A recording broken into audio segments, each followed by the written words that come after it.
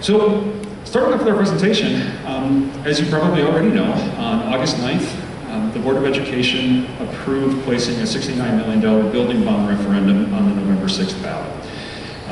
And the purpose of this building bond is entirely to take care of the needs of our facilities throughout the district.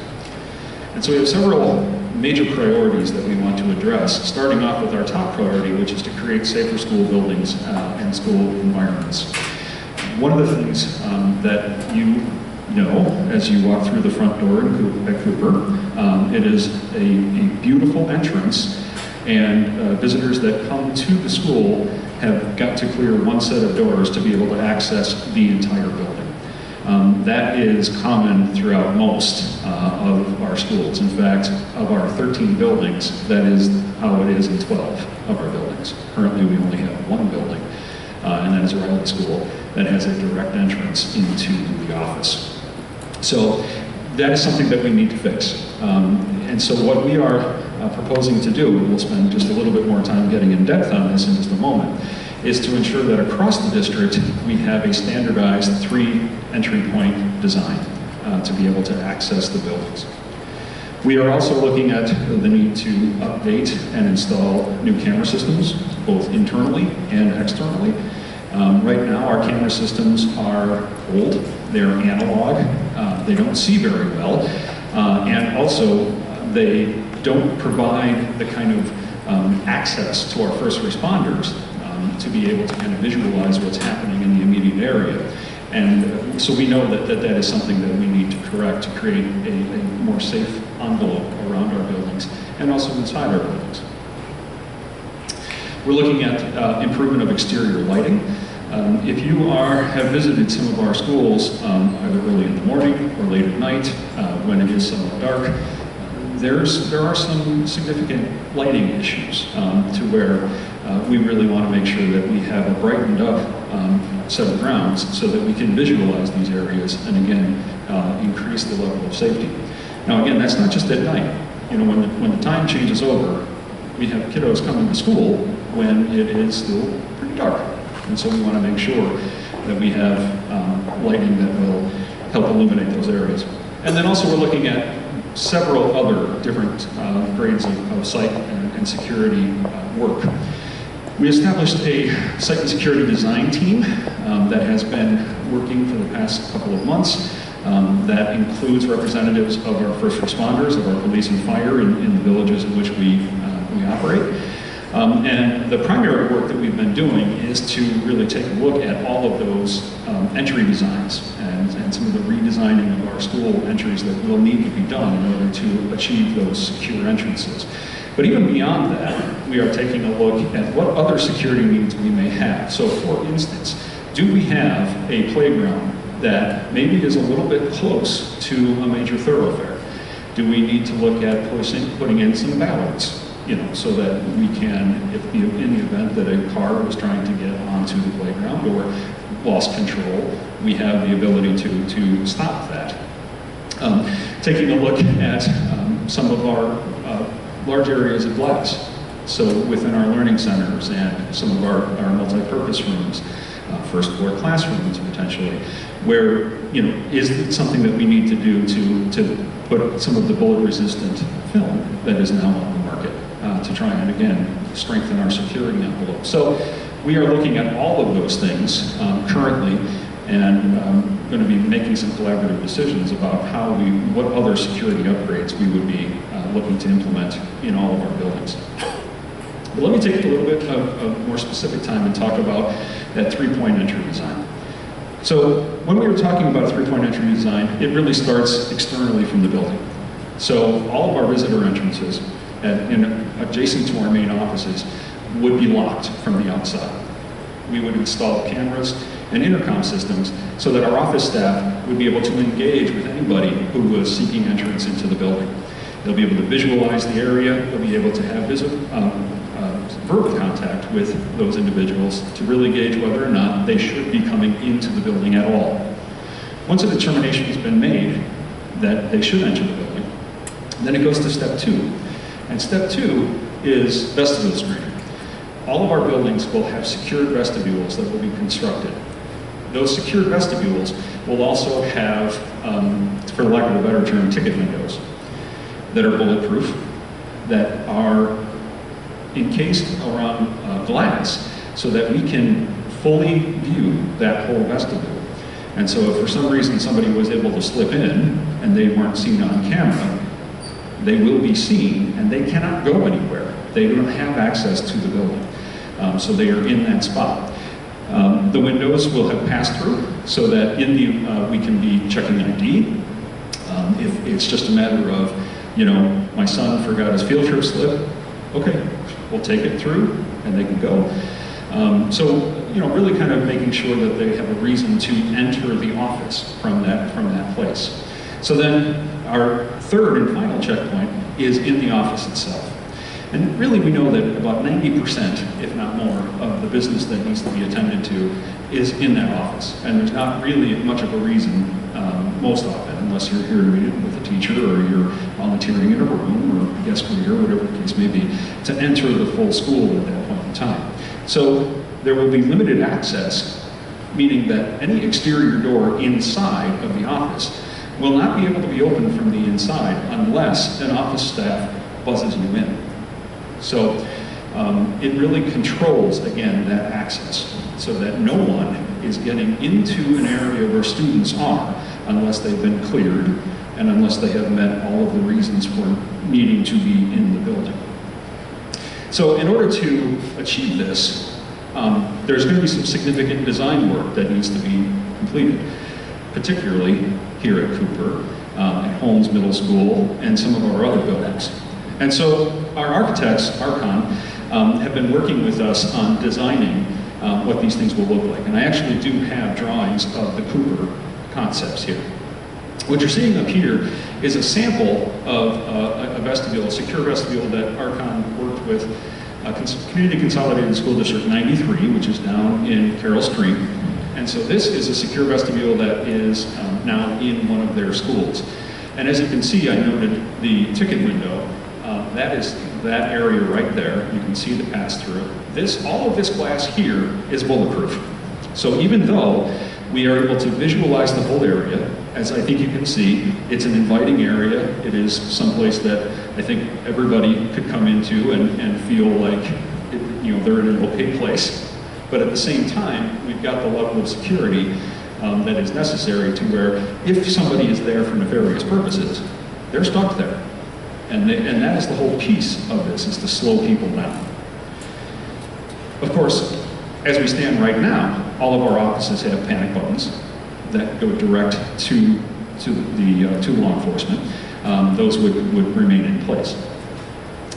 So if you take a look at this is actually Cooper. I missed the update. I had London's at last night's meeting, but this is actually Cooper. So if you look at what we are proposing to do for Cooper, in essence, we are going to be creating a new visitor entrance.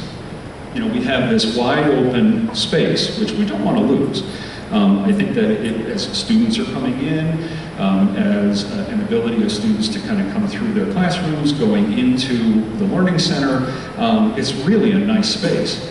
But in order to direct the visitor traffic into the office, we're going to need to make some modifications. And so what is now a conference room in the main office will be turned into a visitor entrance. And so there will be a new flight of stairs, new patio deck, entryway, whatever you want to call it, that the first checkpoint would be from that point coming in. This is where our secure vestibule will be. And then you'll see that there will be a need to do a redesign of the flow of the current Cooper office space to make sure that we are able to control access. And again, these exit points here are both controlled, locked down, cannot be accessed unless somebody is physically buzzed or being escorted to wherever they need to be. So this is just, again, some renderings, and I could have sworn that I put Cooper when I did this afternoon, so I do apologize for that. But this is what you would see if you were standing behind the desk at Cooper. So this would be that area where you can visualize the whole area, see who is in. You have your security window here with the pass-through. Again, this is from the opposite side. what you would see from the vestibule itself into the office area. And then finally, because there's going to be a fairly significant redesign of the actual Cooper office, I wanted to include an image of what that would kind of look like from inside the space. So you can see here we would have a curved, kind of a curved workstation desk. This is where the office staff their workstations would be. So our architects are working on renderings of this type for all of our other buildings. And we should have those, George, next week, 2 weeks? About a week? Okay. And as soon as we have those will be shared. Actually we'll have them, we're doing the foam board, right? Yeah. We'll have them on foam boards, so they'll actually be on display in the vestibules of those individual buildings. But we wanted to at least be able to show at the middle schools what the plans are for each of those spaces. So again, as I had noted earlier, another major priority would be to upgrade our camera systems, lighting, again, other site security, window glazing, and when I say window glazing, there's films, bullet-resistant films that can be placed over windows. And we are looking at all of those options and making determinations as to where it makes sense to do those things. So the second major priority is making sure that all of our buildings are air conditioned across the district. So currently, we have air conditioning in our middle schools. I will tell you that, like at this middle school, we have systems that are 42 years old. So even though we have air conditioning, it may not feel like it because it's not necessarily working very well. So those mechanical systems are things that need also to be updated and replaced. But 80% of our elementary classrooms have no air conditioning at all. We have air conditioning zones within our classrooms, and so on days like we've had the past several weeks, even today, you have classes that are having to rotate through the library, the various cooling zones to get some relief from their classrooms. I met with the staff over at Tarkington just this morning, and one of the comments that the teacher made, who has a classroom up on the second floor, is even with some of the cooler temperatures that we saw last week, her classroom just dropped below 79 degrees yesterday. So her classroom has been above 80 degrees for the entirety of our school year to this point. And so this is something that we really need to address, not just from a health, a learning environment aspect, but it's also a safety and security issue as well. Because if you can imagine, if we have a situation where we need to have every single window we have opened on the first floor, on the second floor, to get airflow through, we are lessening our security envelope. And so that is something that we really want to make sure that we address. And while our staff knows full well that we cannot have doors open, propped open during the course of the day, you know, it could happen. And maybe not even a staff member that does it. A child pushes a door ajar in order to get some airflow through. Somebody has a momentary lapse of judgment and opens up the door. We've lessened our security envelope. We cannot control our climate and our environment. That is an issue, and so we would seek to address that. We also know that as we're installing air conditioning across the district, we're also going to have to make sure that we are keeping an eye on being more efficient with the systems that we're putting in, and also swapping out older systems, and this is why, as an example, I'm talking about our lighting, to install the systems that are going to be more efficient and will help us to manage what could be increased energy costs in those times when we are utilizing our air conditioning. And so one of the things that we would be proposing to do is to but to replace all of our lighting in the district with LED lighting, which LED lighting burns longer, burns cooler, burns cheaper, and also, believe it or not, has a versatility that supports the learning environment, which we can talk about in just a little bit. Our third priority is that we would like to make sure that all of our elementary schools have classroom space available so that we can offer a full-day kindergarten program across the district. Currently, we have a full-day kindergarten program in 3 of our schools. It is funded through our federal Title I dollars. The Board of Education is very committed to doing whatever we can to expand that across the district. In order for us to be able to do that, we need to have the internal classroom space available to roughly double the number of kindergarten classrooms we maintain in the district. And so part of the priority here would be taking a look at the internal scope of the buildings. What kind of classroom renovations would we need to do, internal reapportionment of space, to make sure that we have all the classroom space that we need for that full-day kindergarten program. One of the things that we also have identified as a need and would like to be able to address through this referendum is to really make sure that our learning environments, our classroom spaces, are places of 21st century learning. What do we mean by that? So if you go to any one of our classrooms right now, it's probably going to look very familiar because the classroom furniture that is in there now is probably furniture that we sat on when we were in school.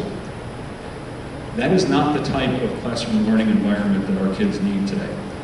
If you think about the world in which our kids are going to be going in and working, they are going to be in highly, highly versatile work environments where there is a lot of team work, a lot of collaboration, a lot of need to have different types of spaces to be able to conduct the kind of thinking, of creating, of working that they will need to do.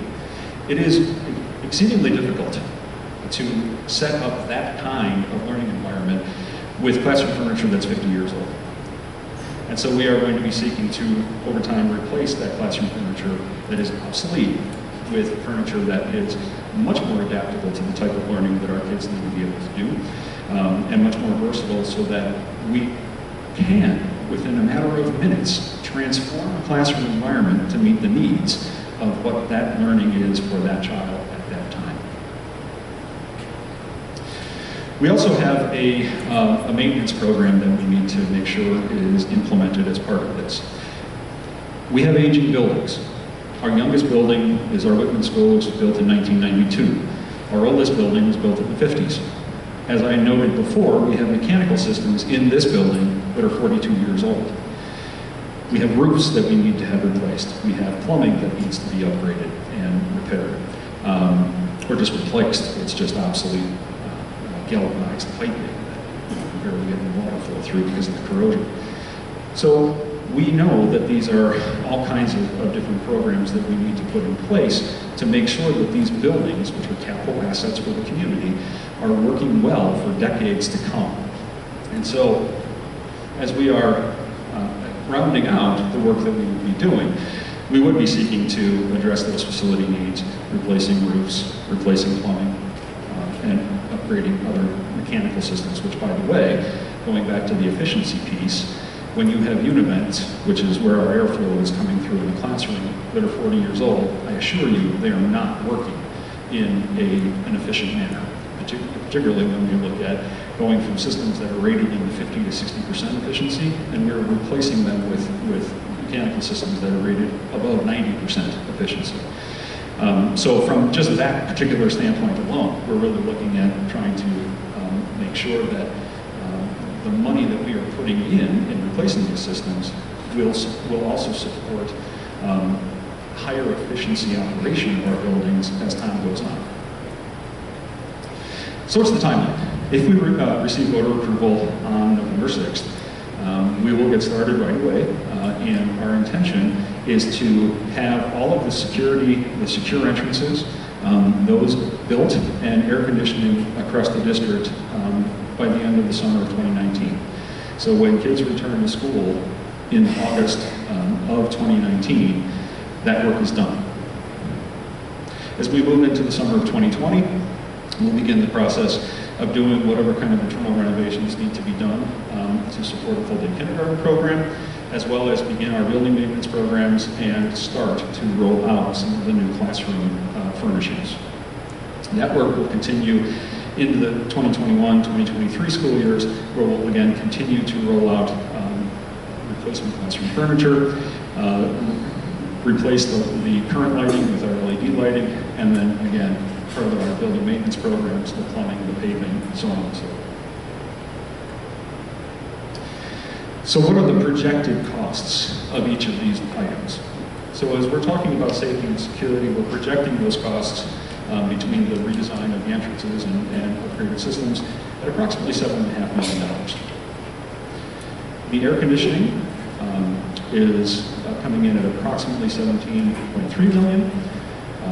Full-day kindergarten classroom renovations, $5.2 million. Our overall facility maintenance program at $24.3 million. And then our 21st century learning environment, which again is the replacement of classroom furniture across the district at $14.5 million. Now I want to note that in many of these locations, particularly the air conditioning, the facility maintenance, the safety and security, there is a lot of areas where there could be some crossover. So as we're trying to separate out, this is air conditioning, this is facility maintenance, this is security, there are some like things that kind of go into it. So, in the final analysis, the total dollar amount is set at the $69 million mark. But there's, if we're replacing mechanical systems that are supportive of HVAC, is that air conditioning or is that, general maintenance? And so these are approximate numbers. So the Board of Education is quite cognizant of the fact that anytime we need to go to the voters to ask approval to do this type of work, that we need to do so in such a way that really tries and respects the fact that we are in a very difficult property tax situation, particularly in Illinois.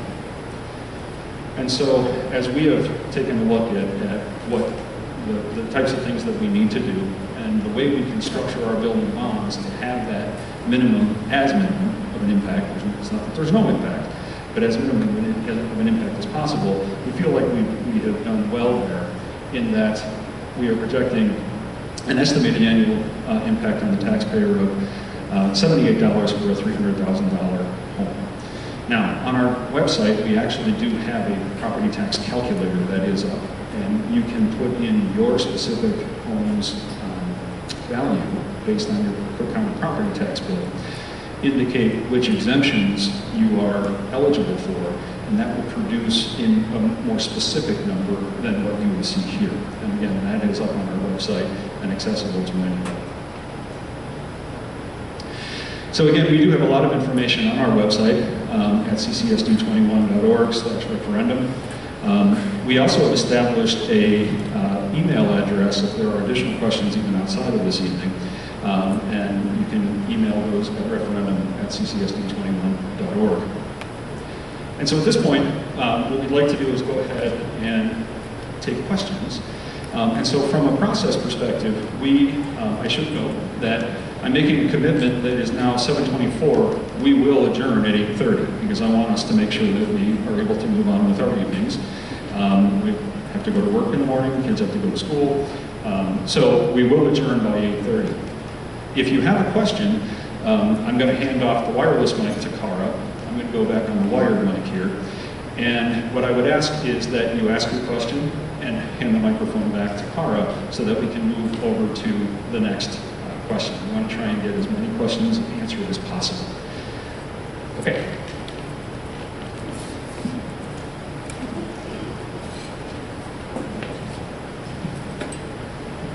I have several. Can I ask all? Can you ask one and we'll look somebody else? Absolutely. I look at, my kids have graduated, gone through all the systems. I've been in the district forever. And I'll start with air conditioning. 17.3 million, which initially I read was 16.2, which I know are all estimates. So when we look at air conditioning, and I got somebody like reaming me out one day about, well, your kids haven't been in school in 12 years, Yeah, we're going to increase efficiency. How long does that take to, pay the benefits, just like the lighting? But I don't know, my kids survived, I survived, you kind of all survived. Yeah, it gets hot, okay? I sometimes think this is more of a parent thing than a kid thing. Granted, I haven't been in the school sitting there for X amount of hours, but my kids survived it. I survived it as a kid. I was in a Catholic school. We didn't even have fans. So I question how many days, when do you start school? August? This year we started August 22nd. Okay, so now we have just a month, okay? So how many days we've been in school are 20, give or take. You know, kind of a big number, 17.3 million. What I consider, you know, next week it's going to be in the 60s. Okay, it really do. It's a big number. So can I ask, what is your question? My question is, how do you justify spending almost $20 million on air conditioning in 13 buildings and or upgrading? I guess everything would probably be considered new because of some of the schools have it. How do you justify $20 million because the kids are hot for 28 days or, you know, 14 days or 42 days? That's a big number. So let me respond. First of all, thank you for your question. And then this is a question that I have gotten in a couple of different places. I too went to a Catholic school, did not have air conditioning. What I would say is that we didn't have smartphones at that point in time. We didn't have a lot of technological advances that would have made our learning environment and our overall just life maybe a little bit better than what we went through.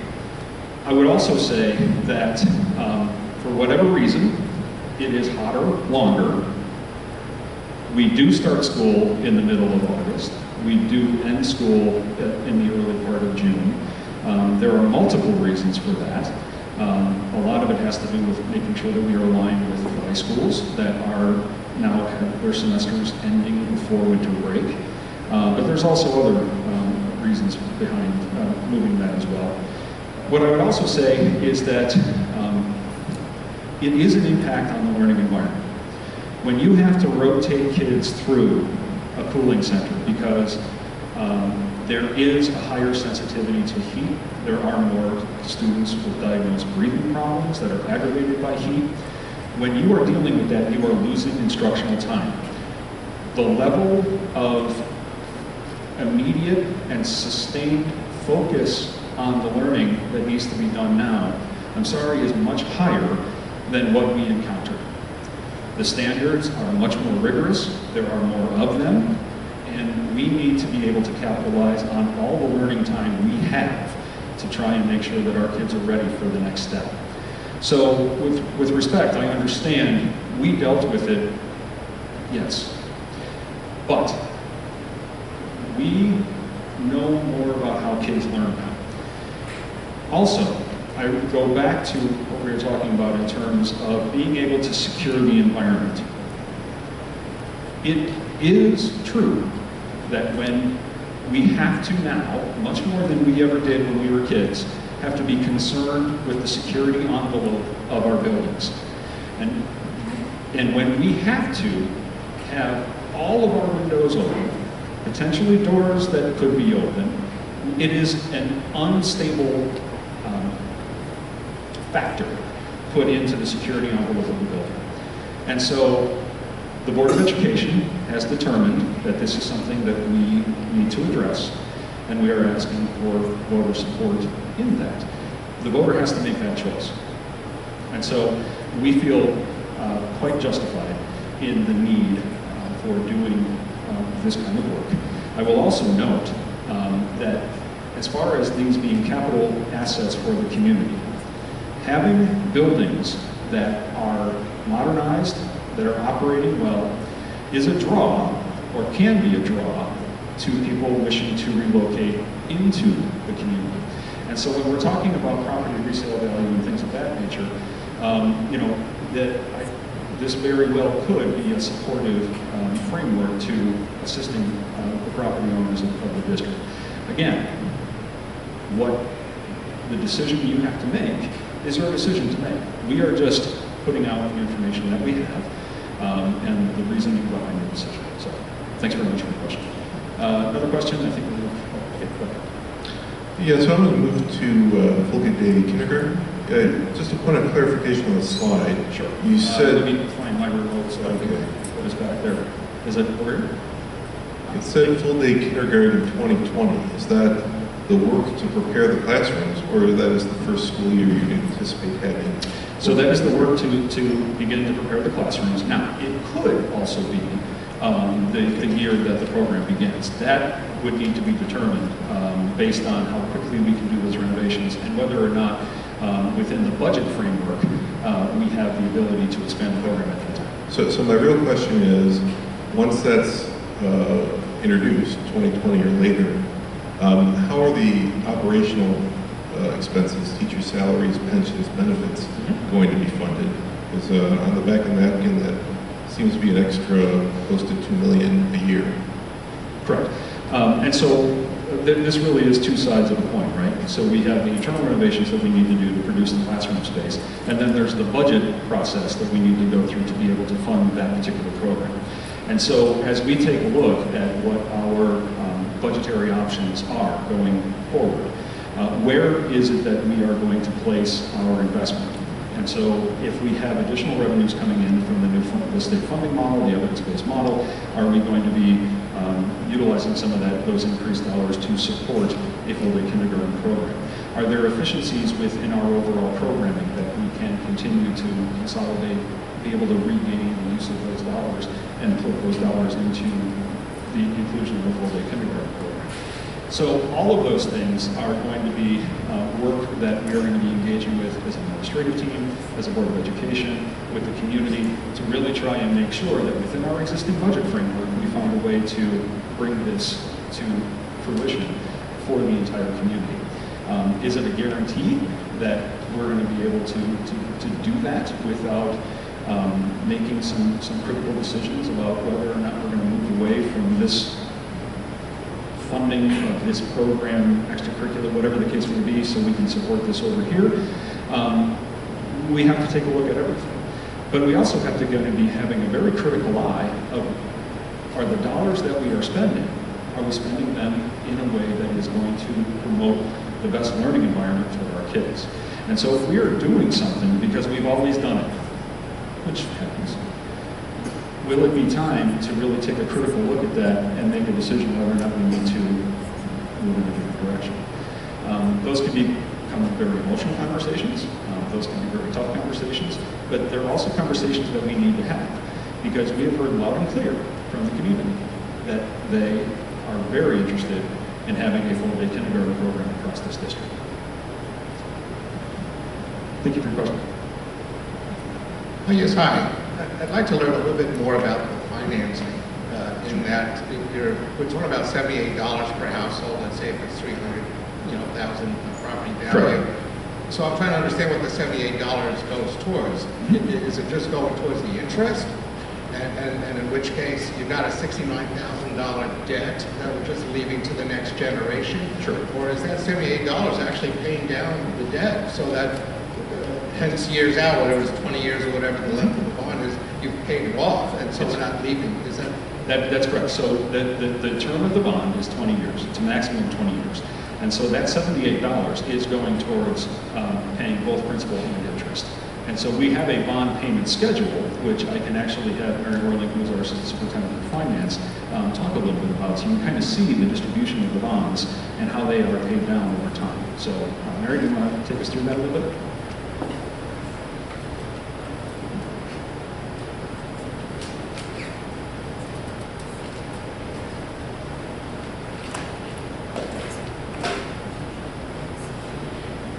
This is a chart that shows the proposed debt schedule, if you will, and I'll walk you through the various elements included on this chart. So if I can bring your attention to this portion of the column chart, the green columns of the portion of the chart, that represents our current existing non-referendum debt, which means this is debt that the district can issue without taxpayer approval. And there is a law in place which caps the level of debt that we can issue without taxpayer approval. And for our school districts, for our district, that's roughly $900,000 in payments per year. And so you can see the current existing non-referendum debt extends through year 2031. This dark blue portion represents our current referendum debt that exists. So you can see through levy year 2016 through levy year 2023 in the dark blue portion of the column that represents our current existing debt. The proposed new debt is represented by the light blue columns in levy years 2018 through levy year 2040. This represents our principal and interest payments for the $69 million, should it be supported by the taxpayers on November 6th.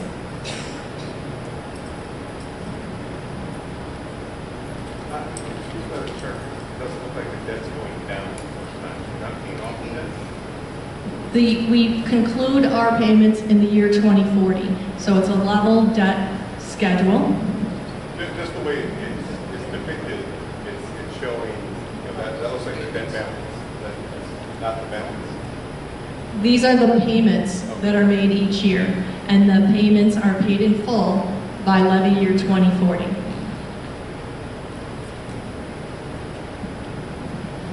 So by levy year 2040, all of the bonds are paid off.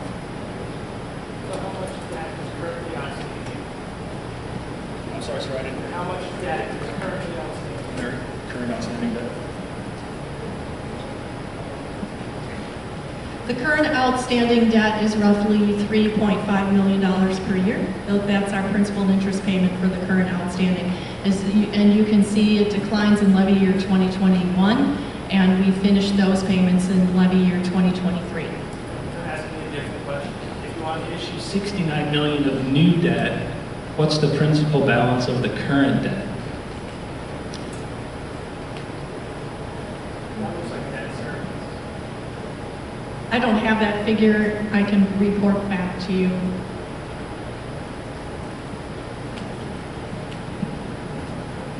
Okay. Yes, I got a question on the security. Yes. Main thing was for the vestibule, the main entrance security. That would be almost ineffective with all the doors, windows, and glasses. If your desire is to keep bad elements out, they're not going to be knocking on your front door. So I think it's almost a waste of money to putting it into the front door. People can get in the windows, doors, and anywhere else. So all of our exterior doors are locked. I understand. What I'm saying is that when we have most if not, I don't want to say all, but most of the school shootings that have occurred, people have come through the front door.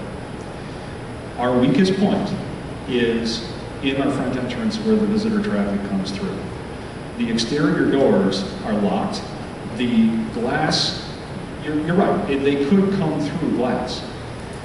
People, and again, it's really terrible that we're even having this conversation, but people that are coming through into schools are not breaking windows to do it. It slows them down. They're coming in the weakest point because they need to move fast through to get to a classroom space. And so what we are looking to do, the point blank, if somebody wants to get in, you're right, they're going to get in. It's about slowing them down.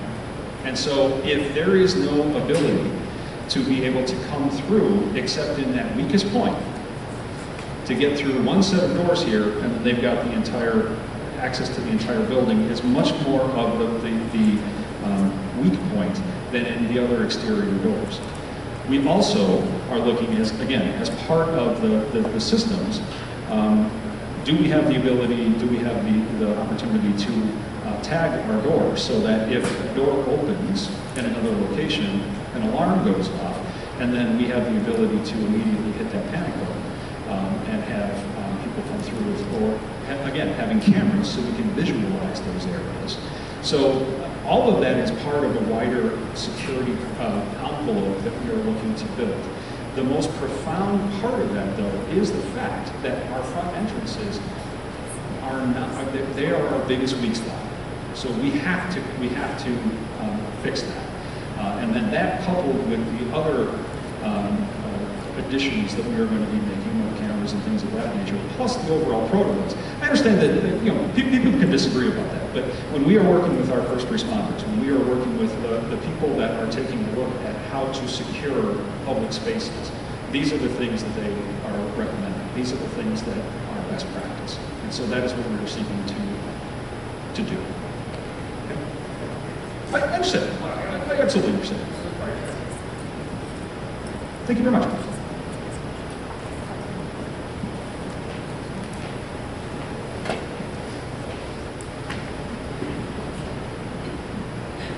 Hi. I have talked to other people just about their concerns about this referendum. And one of the things that's come up a lot is people are afraid that that number, their payment each year, is going to fluctuate. Can you talk about that and what we might see on our tax bills? Sure, sure. Mary, do you want to talk a little bit more about potential fluctuations?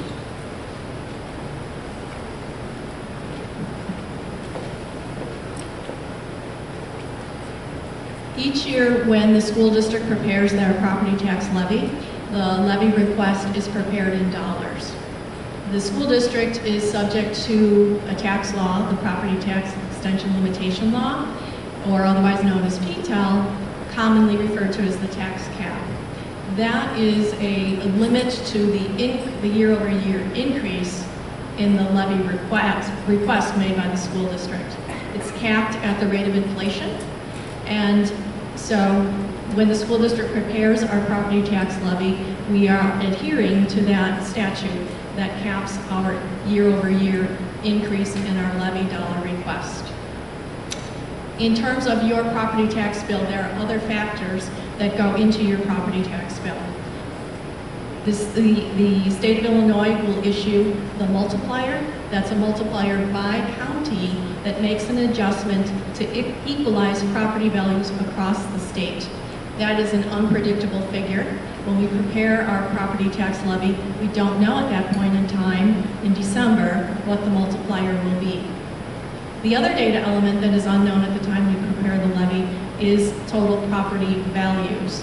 And that, of course, is a figure that is generated by the assessor, the Cook County assessor, and applied to each individual property within the taxing jurisdiction. It's important to realize that your property tax bill is a portion of the total levy request. And the value of your property relative to other properties can change year over year. And so that is the unpredictable element. So for example, if we imagine that you and your neighbor were the only two property tax owners in the school district, and last year both of your properties were equal, so your property value represented 50% of the whole, or 50% of the pie, you each paid 50% of the bill.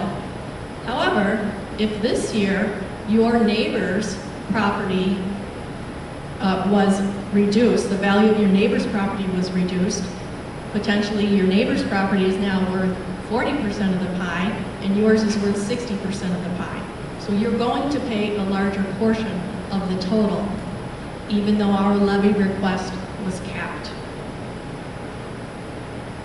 You always take the levy.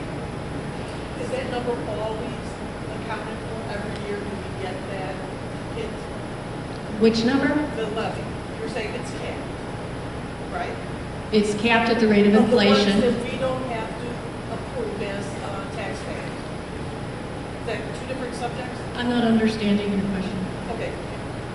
You're referring to, earlier you referred to that 900,000 that you guys can put through without any taxpayer income. Yes. Is that done every year no matter what? No. Okay. So it's not just an automatic, hey, they No. gave us 1 million, so we're taking 1 million or whatever. That's all after budgeting is done, etc. The decision to issue debt is made by the Board of Education.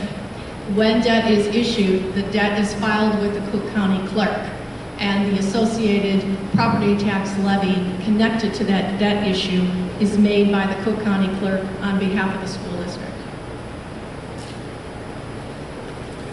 I think what you're getting at is, do we extend $900,000 in debt every single year? That is not. Because you can't. No, we actually can't. So we can extend up to $900,000 in total, and we have to pay that down and off before we can do that again. So that's what oftentimes is referred to as a backdoor referendum, is when a board has the ability to issue bonds out without going to the taxpayers. One of the things that I want to point out is that 30 years ago, when the property tax caps came in, the Board of Education at that time made a conscious decision to not balloon their levies, to balloon the amount of debt that they issued, which many school districts did. And so you have a situation now where, because of that decision, and which really is a more transparent decision if you think about it, it hamstrings us in terms of our ability to do some of these major projects without needing to go to the voters. But by making that decision, we don't have the ability to do large-scale backdoor referendum, which, by the way, once a district goes out and does a backdoor referendum, the community, if they want to stop it, has to do a petition to force it to go to referendum. So that's not what we're doing here. So anytime we have these large-scale projects, we do not have the bonding authority to do it without coming to the voters for approval. So I'm going to tell you that a $900,000 non-referendum debt cap for a district of this size is very, very low. And so that, in some ways, again, promotes a higher level of transparency and community participation in making these decisions. On the other hand, it can, in areas of we have an immediate need something happens and we need to roof blows off in a tornado or whatever the case may be, it hamstrings our ability to immediately deal with that issue. So, there's good and bad, but that was a decision that the board made 30 years ago to really try and be responsible stewards of taxpayer dollars at that point in time. So, that's one of the things I just kind of want to highlight here, is that because we do not have the ability to issue that non-referendum debt, that's why we have to come here to ask for your support in doing these projects. Okay, so there we go, yes. Yeah, I've lived here for about 11 years now, and I can tell you my property taxes from when we moved in until probably present now have gone up about 50%. And I mean, that's just a lot of money, and to add insult to injury, now they're stating you can only deduct a certain amount, up to $10,000 in property taxes for income. Yes. I mean, our taxes are really high as it is. What efforts has the Board of Education made to go to the state and say, can you give us a higher grant, as opposed to taking out a $6-9 billion loan here that's really going to stick it to us even more? Yeah. So I'm going to answer that in a couple of different ways. The first way being that there is currently no capital development program that the state of Illinois is financing. And so our ability to go and get a grant to do this work doesn't exist. It did once upon a time before the economic collapse, and there were capital development board grants that were available. There have been some small-scale capital development board grants for early childhood, things of that nature. But the overall idea of being able to go out and get a grant, they don't exist. And so we would hope, and every time we hear, whether it's being at a state level or a federal level, somebody talking about an infrastructure plan, we would hope that there would be some of those dollars down in the future to be able to try and access those things. But currently, there aren't, and there's no indication that there are going to be. So that's the first thing. The second thing is in terms of the overall funding that of the state of Illinois. This Board of Education, along with boards from across the state, really over the course of the past 5 years, have been pressing extremely hard about righting the ship of educational financing in Illinois. We are entirely too dependent on local property taxes, and so we have an education by zip code, where if you live in a zip code where you can, spend $25,000 on a student's education, they can. If you live in an area that you can't, you don't. It creates an equity problem across the state. So last year, after many years of effort, both on the part of this board and boards across the state, the new evidence-based funding model was passed into law.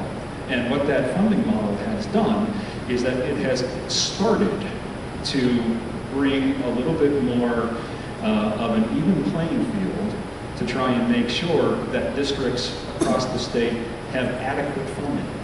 Are we adequately funded in District 21 right now? We are not. We are at 80%. I believe, or most recently it was 80%, 82%? 82%. We are at 82% adequacy. So what the state of Illinois is saying, the dollar amounts that we should have in order to adequately educate our students, we are beneath that by 18%. Now that is a combination of state funds, local dollars, so on and so forth. So as long as the General Assembly continues to meet the obligation that they took on last year of putting additional state dollars into the evidence-based funding model, we should, over time, be moving up towards 100% of adequacy. Likewise, you have districts that are funded at 150% of adequacy because they have the local property tax wealth to be able to do that.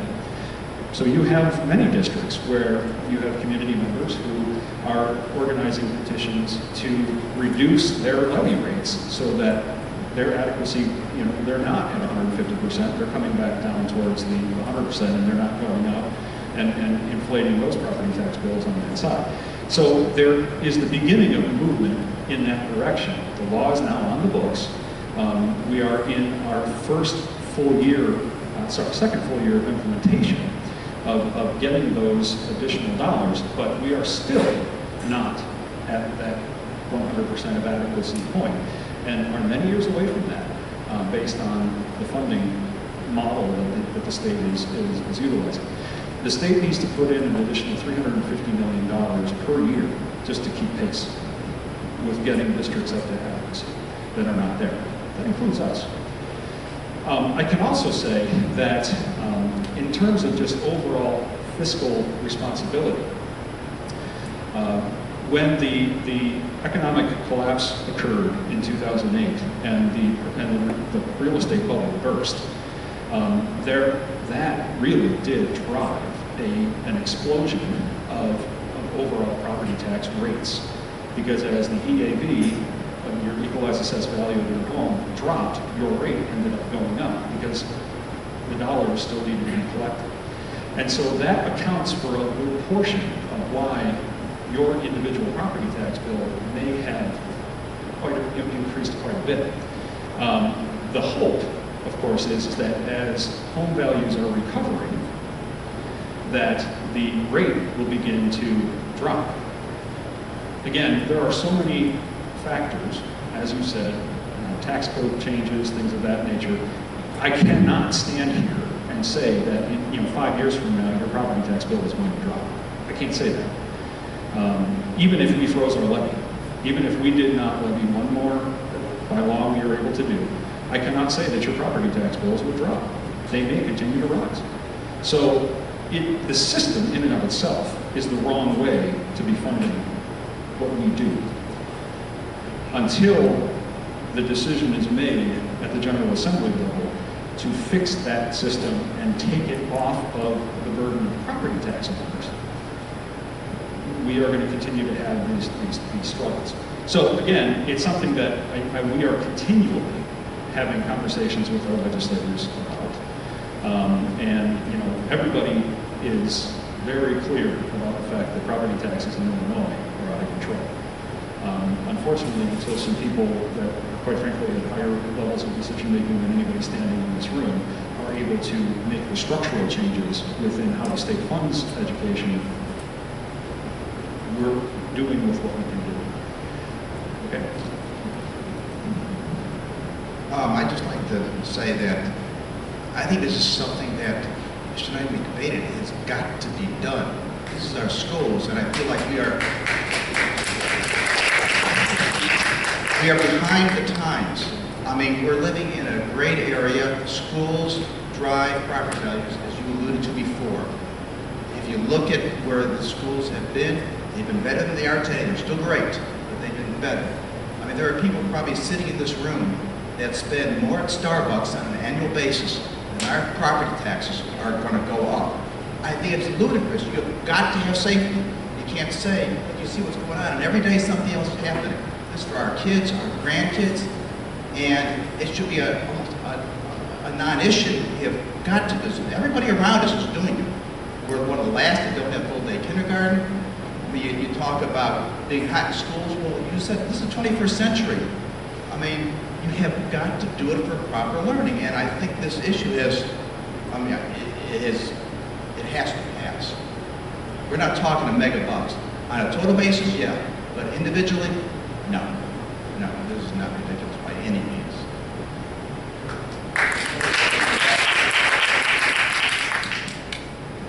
I just have a question. If the referendum doesn't pass, what happens? Because I know my parents didn't send me to school every day afraid that their children were potentially going to get killed by an intruder, which is a real concern for me. So if the bond issue is not successful in November, then the Board of Education is really going to need to re-engage with the community, with the administration to take a look at, okay, so if it was not an acceptable choice to put out to the community, where can we refine that? You know, there are some baseline things that we, you know, our security needs are not going to go away. And so, you know, if we don't have the support of the voters in November, we're going to need to figure out why, go back to the drawing board and take a look at what our options are. But I can assure you that we're not going to say, well, we tried that and we're not going to talk about it anymore, particularly on the security side, because it is something that has to be addressed. So it's kind of a non-answer answer, but I can tell you that you know, we have the Board of Education as the elected representatives governing the school district have a responsibility to continue having this conversation, particularly on the safety and security side, and make decisions about how we improve that situation. And so we would look at all options at that point as well. So. Could be. I mean, it could be. I mean, the board always has the option at an election to place a referendum ballot on a question, or a question on the ballot. So the next election would be the municipal elections in April. So, you know, but that is a decision that the Board of Education would need to come to. And I can assure you that there would be robust discussions in that case. So.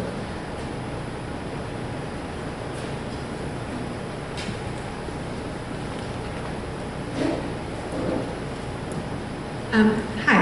I think the proposal is really great. I think air conditioning is needed, having grown up without it and college dorms without it. I understand the need for it from a safety perspective as well. And the want for full-time kindergarten. My question to you is, can you put together a budget that you can share with what happens with these soft expenses of the air conditioning? I mean, we raised money at one time in Longfellow to have it. We were told we couldn't install it because we couldn't maintain the cost of it. So now you're doing it across 13 buildings. All-day kindergarten, you know, the cost of the teachers, because what I don't want to have happen is that meeting where we all sit together and we want to either increase class sizes, cut out our music programs, or eliminate our teaching assistant programs. That was that decision. If we're going to go down the road and not have the expenses to support this infrastructure we're doing, that's a worse discussion down the road.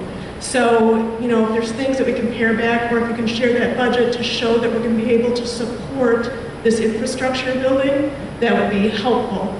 Thank you. Sure, and so let me talk a little bit about the operational side, the maintenance side, the electricity costs, things of that nature. So through our operations budget, we are accounting for what are potential fluctuations in our utility costs and things of that nature. What is distinctly possible, and you know, in talking with the architects, I think if we could maybe even venture to say probable, is that as we are replacing mechanical systems across the district that right now are 40 years old and at an efficiency rating that is very, very bad, with new systems that are operating at north of 90% efficiency. And we are also taking a look at all of the different options in terms of energy tax credits that may become available, all of those different things. We are going to be able to contain costs. May they go up a little bit? Yes, but not to the extent that it is going to wreck our overall operations budget. We should be able to account for those things. On the full-day kindergarten side, again, like I was saying before, it really is part of a a two-sided coin, right? And so as we are looking at having the space able to do these things, and then also making sure that the budget is constructed in such a way that supports the additional staff costs, the material costs, things of that nature, that is going to be a critical piece. One of the things that the Board of Education began discussing last Thursday at its meeting, and is going to be revisiting in the October meeting, is authorizing or directing the administration to begin to put a solid implementation proposal together, where all of those questions of how we fund it, where we can task our dollars to be most efficient across the board and support the expansion of this particular program, sustainability, how we see in the out years that's going to be able to be done.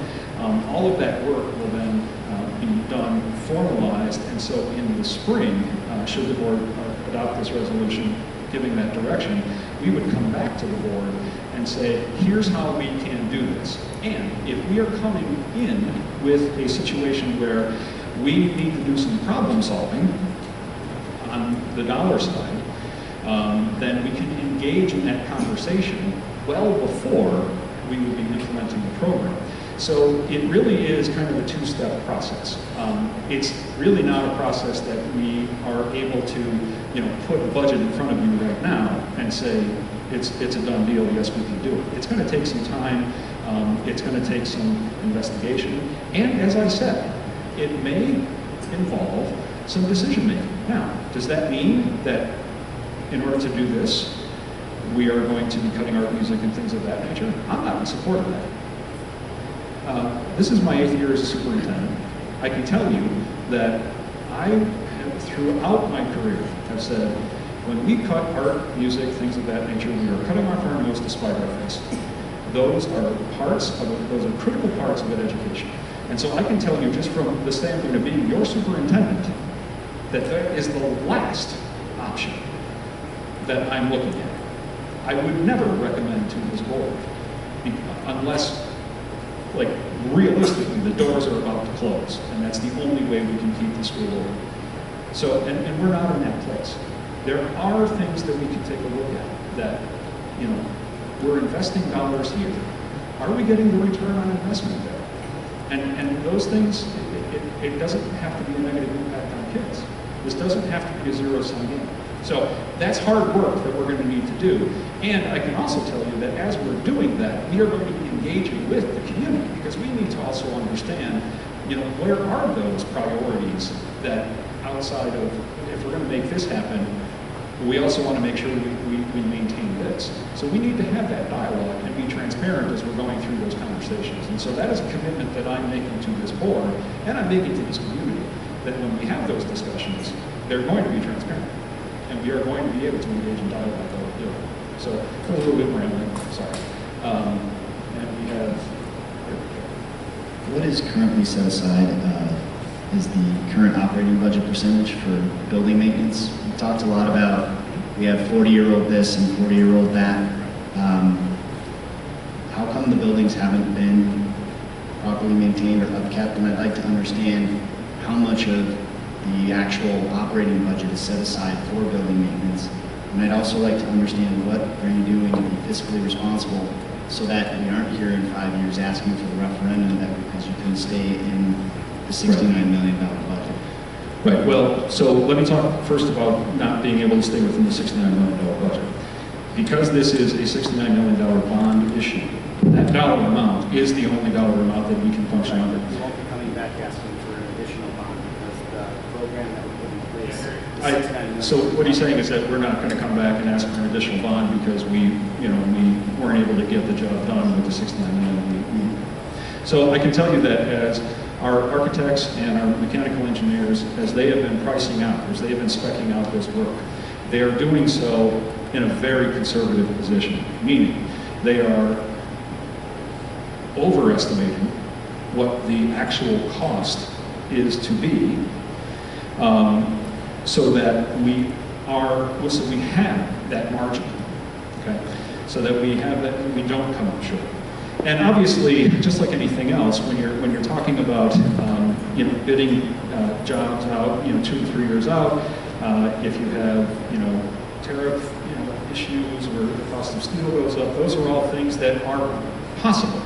But having those contingencies as part of the overall planning process, we're very confident that we have built in the kind of cushion that we need to make sure that we get this work done within that frame. As it comes down to the overall operating budget, so I can tell you that over the past 3 years, the Board of Education has made a total of $19.1 million in budget reductions, cost-saving measures, to make sure that our operating budgets are in balance, so that we're not running in the red. So that, I think, has been something that in and of itself helps to secure a good operating position. We're not operating in the red, we are maintaining balance within our budgets. As it relates to our overall operations and maintenance budget, it is a smaller, much smaller portion of our budget.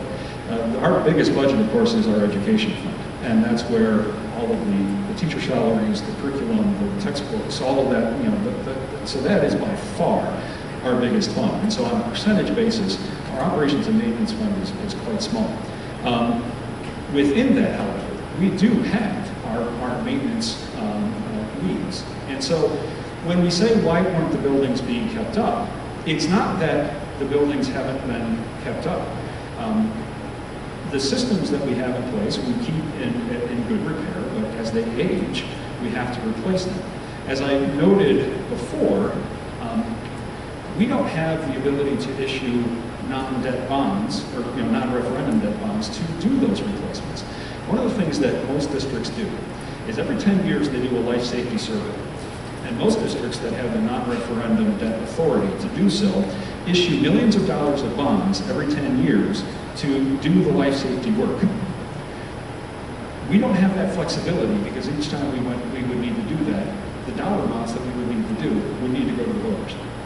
And so that is not something that the board over the past several decades has sought to do. And so we have been keeping our facilities in good repair, but in terms of replacement, that is above our capacity to do within our operating budget. So I hope that kind of addresses your question to the extent. Okay. Mary, can you share maybe dollar-wise the overall operations and maintenance budget? Okay. So our overall operations and maintenance budget is about $9 million a year, and that is for all of the different. Okay. So I think we're over here.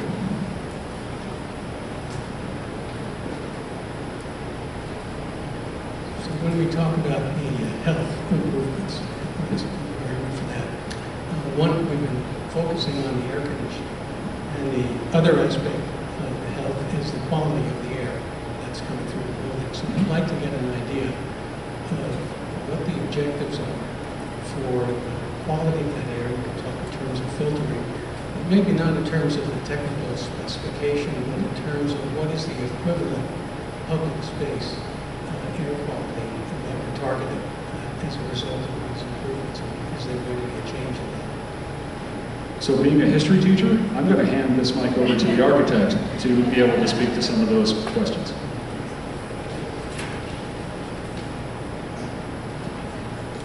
I'm George Zamarakis with Park.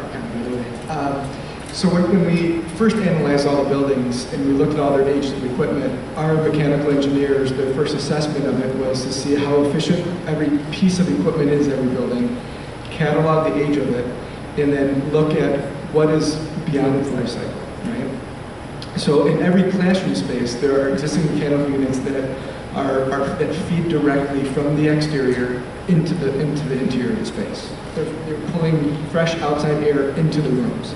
One of the questions earlier was air conditioning is expensive, or is that cost? This scope of work would be replacing every unit in each one of those classroom spaces with brand new high efficiency units with the proper outside air being brought into the building to help bring that fresh air intake into those zones. So these units would be working in the cooling and on the heating side. So they'd be used year-round. So this isn't just replacing mechanical units that would be working in the first part of the year and the last part of the year. They'd be bringing that fresh air into this space. And those units themselves are very high efficiency units. They would be having their own condensers, providing the cooling portion of them at that zone, and they'd be replacing the gas-fired boilers and mechanical equipment that have aged that are feeding the hot portions of those pieces. So it's a very elaborate piece. It's not just replacing mechanical units in the classroom space. It's actually taking the main plants, the main gas plants, and the cooling towers for them, replacing every equipment to help bring everything up to current standards. So that's part of the biggest price point of replacing those mechanical pieces. So again, our mechanical engineers have been working on the airflow to bring the proper air temperatures and the proper air quality into the zones, and how those would potentially feed and get exhausted through the overall building to leave. So our goals are to increase that proper airflow and quality. Did that help answer that? Hope I didn't get too much into the weeds. I tried to keep it.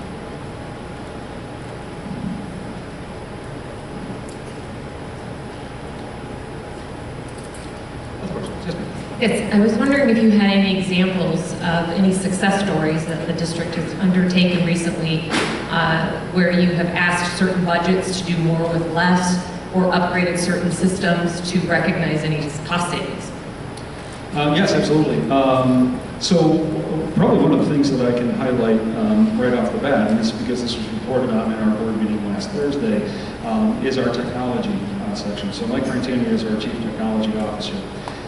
One of the things that we have really been successful with is expanding our student one-to-one technology program. And so for the first time this year, every student grade 3 through 8 has a device, has a Chromebook that they can utilize in their learning.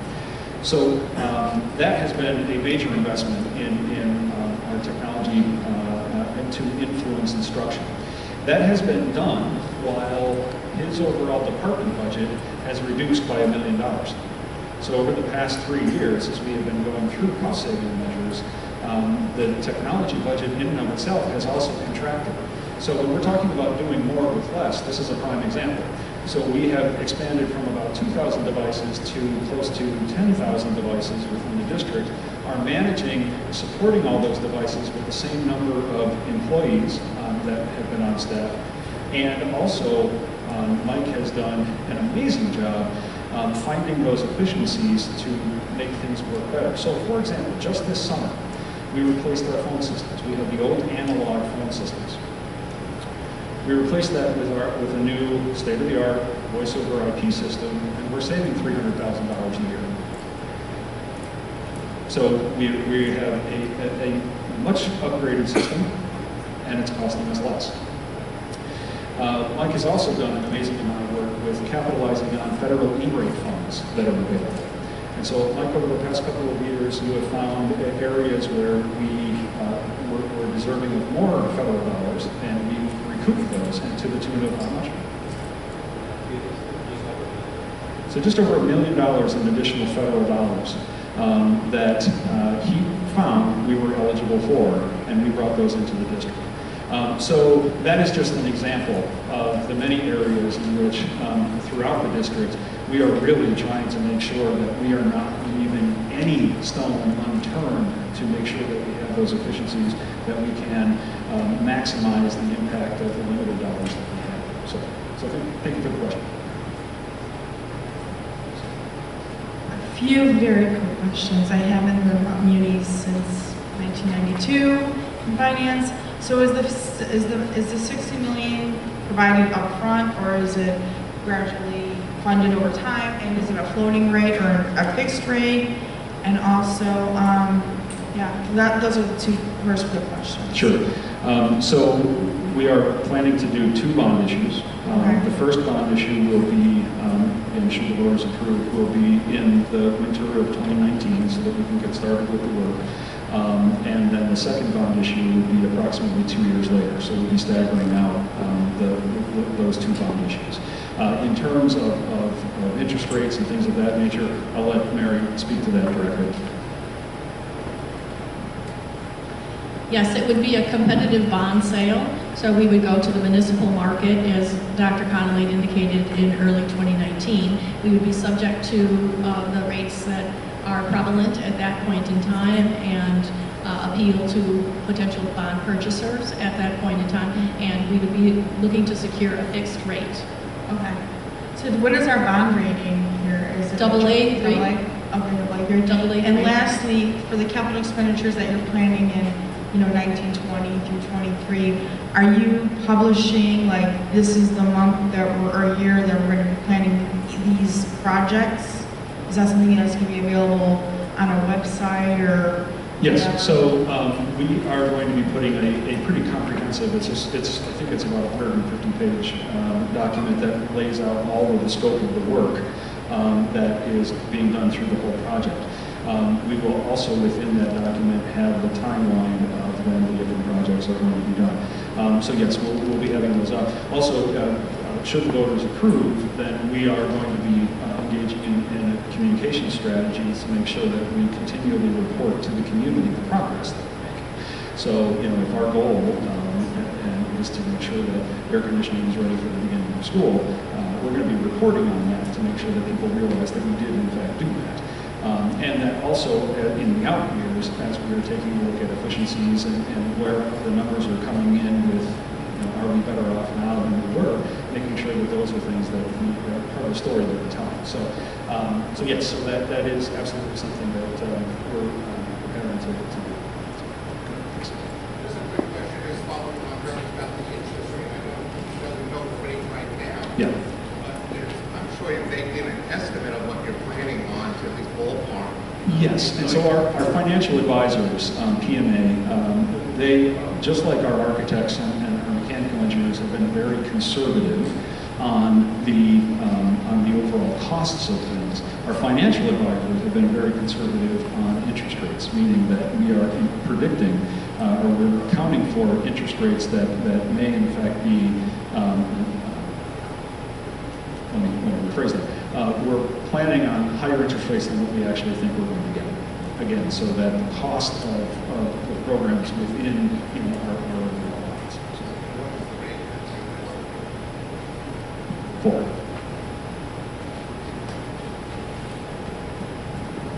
So I think this touches on another question that was asked earlier. Just looking at the breakout, the largest single item is routine maintenance items. And I guess my question is, why were these costs not accrued for? Because there's a fixed lifespan for all of these capital assets.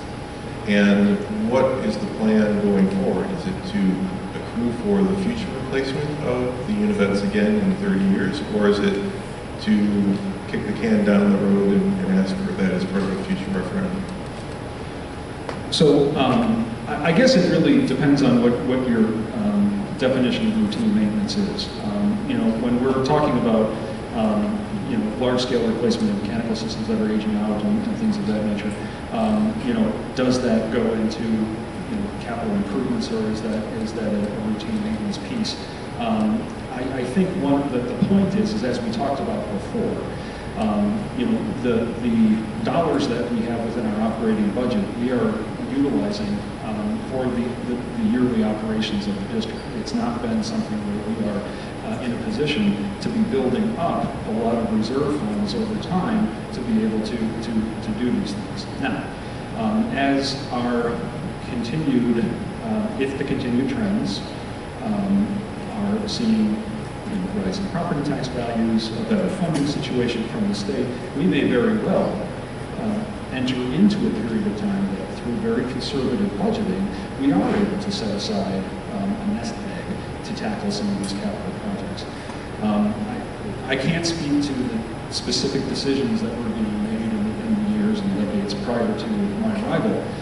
What I can say is that from my perspective, anytime we have the ability to overestimate our expenses and underestimate our revenues so that If everything comes in an even position, we actually have a little bit extra that we can put away for a rainy day. That's how I like to try and operate. As a matter of fact, we have a board policy that establishes that we need to have a 25% reserve.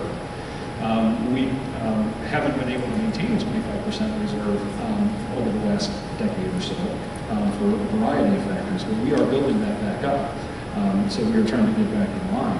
So I can also tell you that as we, if we're able to achieve this refresh, it is absolutely my intention to make sure that there is a robust, a very clear preventative maintenance program in place that we are keeping up with the replacement cycle of these different items. Now, at some point, 25, 30, 40 years down the road, are we going to be in a situation where we may need to go back out to the voters for another bond issue to do some of the large scale turnover again? That may certainly be the case. But you know, I can't speak to that in particular. I can say that it is my intention to make sure that we are doing everything we can do within the financial ability we have to keep up with these things. And that's the best I can tell you. That's how I operate. So we are about 5 minutes away. We're about 5 minutes away from 8:30. So I want to make sure that we're able to get in as many final questions as we can, particularly for people who haven't had an opportunity to ask a question yet. So, yes, ma'am. Well, you did just answer my 25% for the reserve. Yeah. Because I know it's always been in our school districts an issue. Yeah.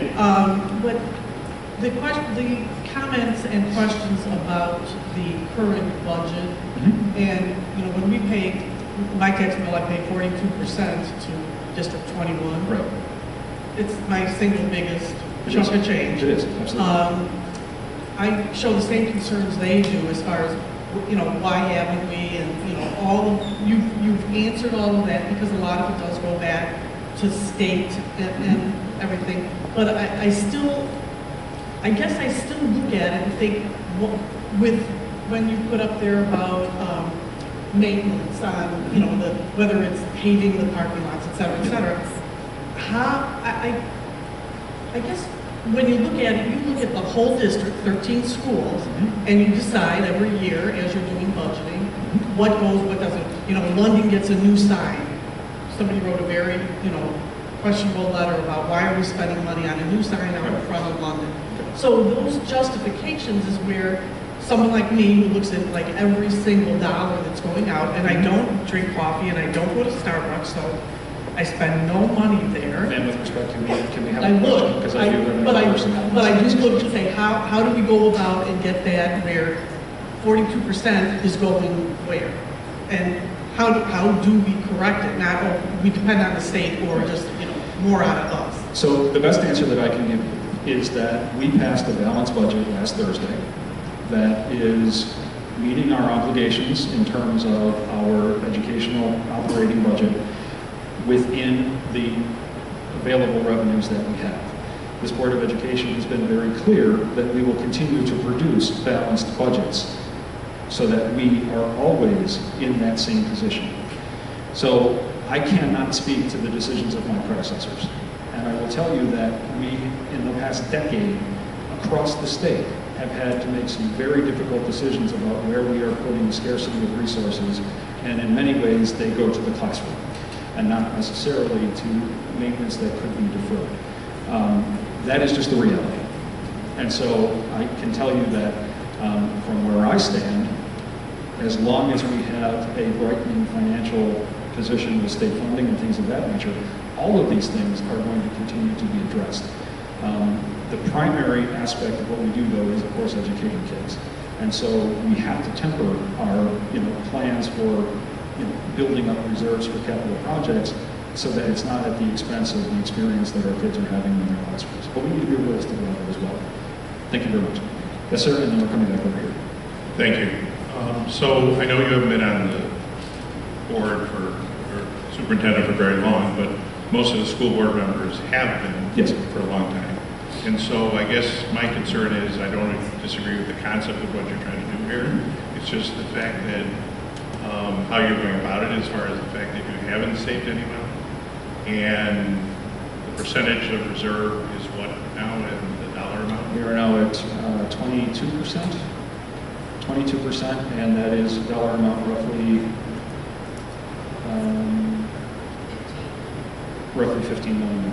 So it concerns me that you just alluded to the fact that you're asking for all this money to put in all these capital items, but yet you haven't thought ahead as far as what the cost is going to be necessarily to maintain them and operate them.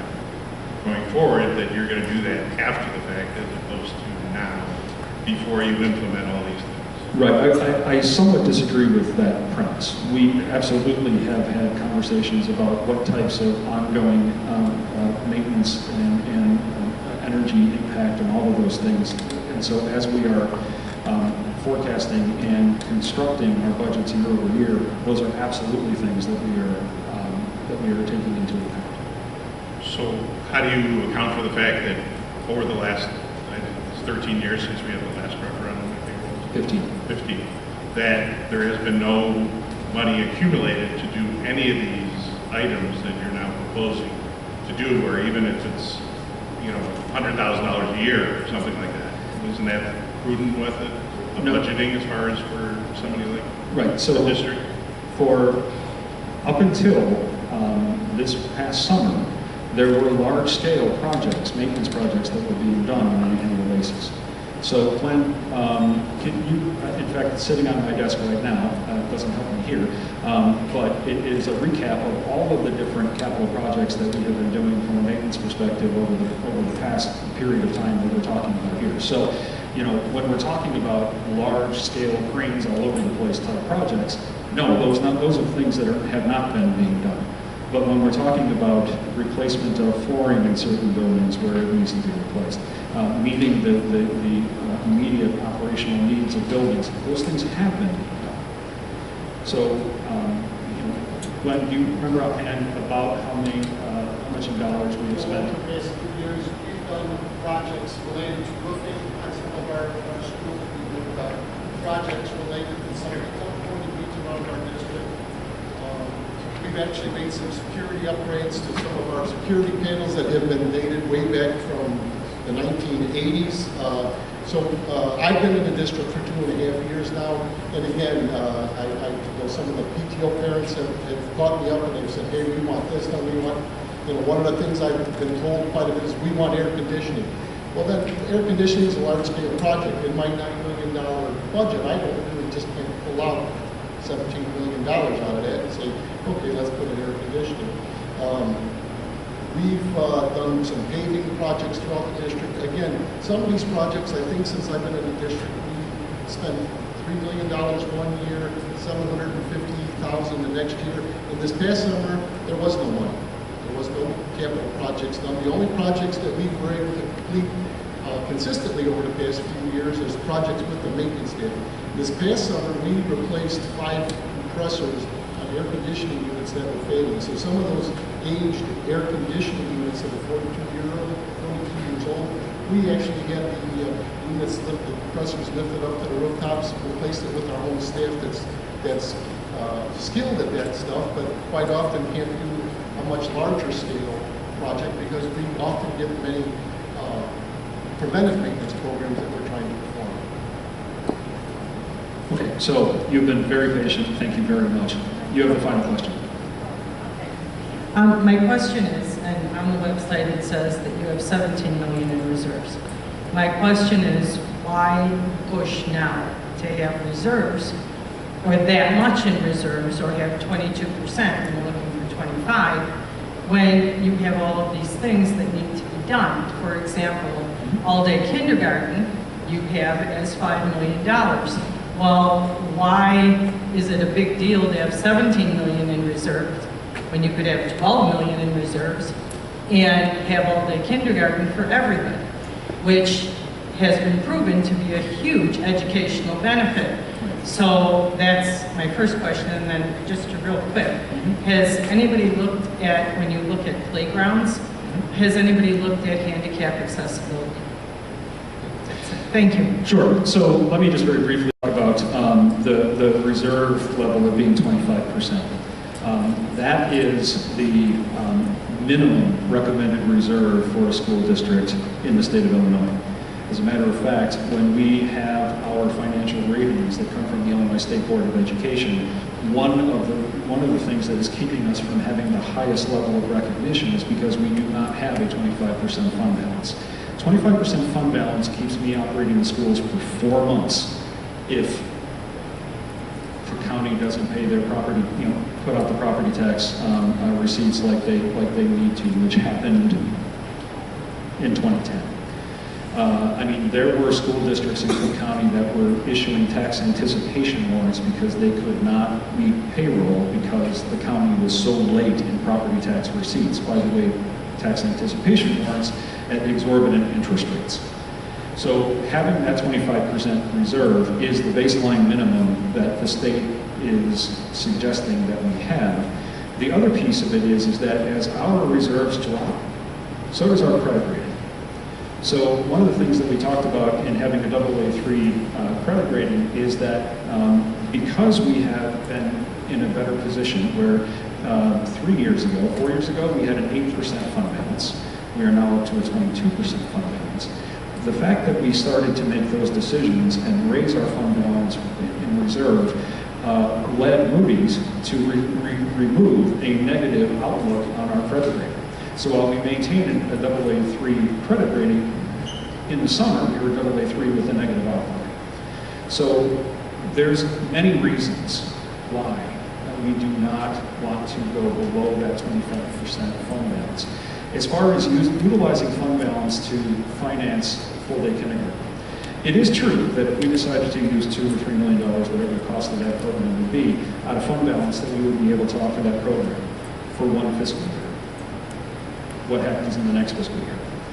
And so we cannot, and I will not, move forward with implementing programs out of fund balance that I cannot show a year-over-year sustainability within the budget to do. That is irresponsible, and I will not do it. I can't. That is a breach of trust in this community and to this board that is hired. So I just wanted to be very clear about that. We are at 8:33. If there are additional questions, I mean, I'll be up here. You can certainly talk with me on your way out. We also have referendum at CCSD21.org if you have email follow-ups. I really do appreciate you coming out tonight. I really appreciate the very thoughtful questions, the ability to engage in dialogue, and stay dry. Thank you very much.